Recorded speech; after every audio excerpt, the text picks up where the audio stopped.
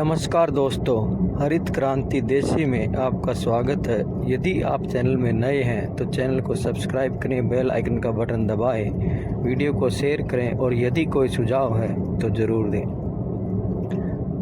वैसे तो हमारी वनस्पति में अनेकों गुणवान और अनेकों अमूल्य औषधीय पेड़ व बीज हैं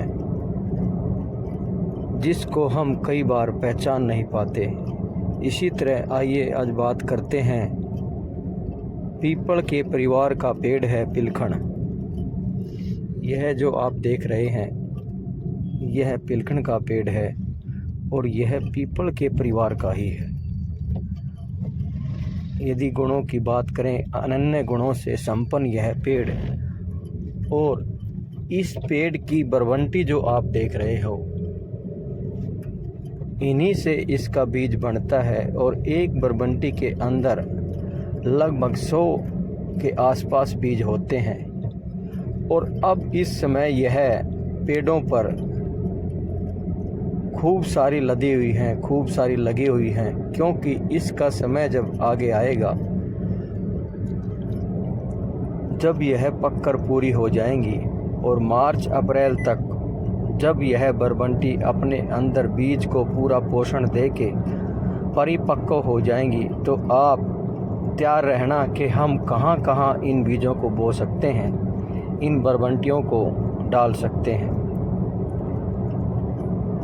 कई बार क्या होता है, बारिश के मौसम के बाद जब हमें बीजों की ज़रूरत पड़ती है तो हमें बीजों के बारे में सोचना पड़ता है और ढूंढना पड़ता है।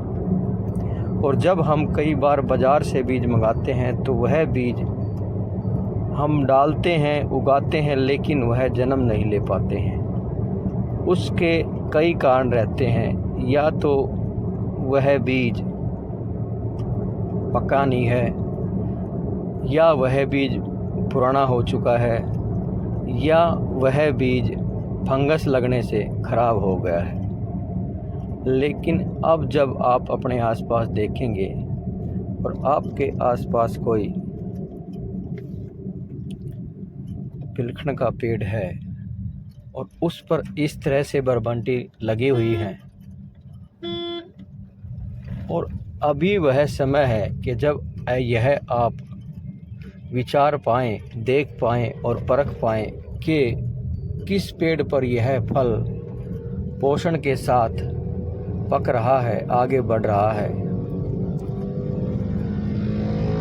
तो आप यह निरीक्षण कर पाएंगे कि जैसे जैसे यह पेड़ पर लगा हुआ फल, यह बरबंटी पकेंगी और एक पूरा रूप लेंगी और सही बीज बनेगा, तो आप इसको समय के अनुसार पहचान पाएंगे।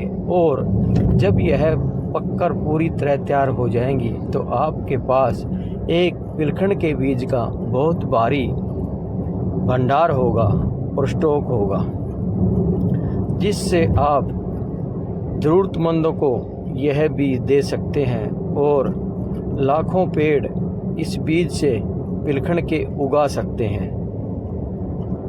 इससे अभी आपके पास यह समय है कि आप यह भी चिन्हित कर पाएंगे कि कहां कहां आपको यह पिलखण का बीज उगाना है, यह बीज डालना है, और कहां कहां भविष्य में आप पिलखण के पेड़ बीज से लगाना चाहते हैं। और बीज से लगा हुआ पेड़ यदि एक बार चलता है, यदि इस बीज से एक बार जन्म लेता है, तो फिर वह पेड़ मरने के चांस बहुत कम होते हैं। यानी कि वह इतना शक्तिशाली होता है, इतना ऊर्जावान रहता है कि उस बीज के अंदर ब्रह्मा विष्णु महेश ऊर्जा भरपूर मात्रा में होती है। आपने देखा भी होगा, यदि कहीं किसी बरगद, पिलखण, पीपल या नीम के पेड़ ने जन्म लिया है तो उसको कितनी बार काटते हैं, बार बार काटने के बाद भी वह पेड़ नहीं मरता है, क्योंकि उसकी जड़ें नमी से पोषण लेकर, समय पे जन्म लेकर और बगैर किसी नुकसान के एक ऊर्जावान शुरुआत के साथ पौधे ने जन्म लिया है। समय, सीजन, जगह यह सब निश्चित से वह पौधा शुरुआत कर रहा है, तो वह पौधा कभी मरता नहीं है। यह गुण अपने आप जन्म लेने वाले बीजों में होते हैं, ना कि जो नर्सरी लगाकर उसके बाद बीज लगाते हैं या उसके बाद पेड़ लगाते हैं। उनके अंदर इस तरह के गुण नहीं होते हैं। यह ऊर्जा यदि आपने पहचाननी है तो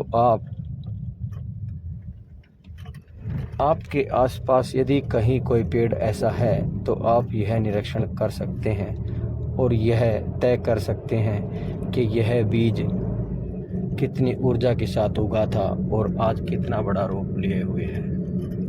इसीलिए ज़्यादा से ज़्यादा संख्या में बीज लगाने के लिए अभी आपको पिलखड़ के पेड़ों की पहचान और बरबंटी की पहचान करनी बहुत ज़रूरी है। अभी मौका है आपके बीजों को भंडारण करने का, आपके बीजों को पहचानने का। सांसें हो रही कम, आओ पेड़ लगाकर पाले हम।